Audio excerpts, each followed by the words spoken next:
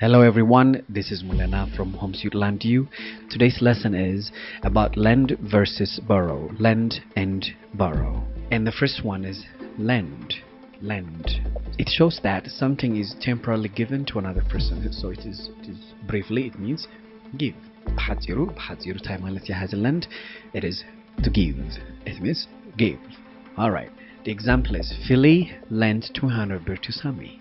Or Philly lent Sammy 200 birr. It means Philly نسامي 300 قرشي ألقحو ويم أتنحو 300 قرشي أتنحو.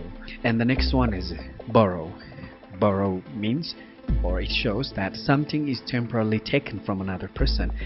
Briefly, we say take. موساد وين رمو تلقح من جنزب كسب ملقح. The example is Sammy borrowed 200 birr from Philly. Sammy has أنتو Philly نسامي 300 قرشي على كحول بالنمرة أبزين دقنا بعلا ذا sentence ويزامو حساب سا. We say Sammy borrowed 200 birr from Philly. Sammy كفيلي 300 قرشي تلقح ويم وسده تقبل المالتي بلقح تقبل المال. Sammy borrowed 200 birr from Philly.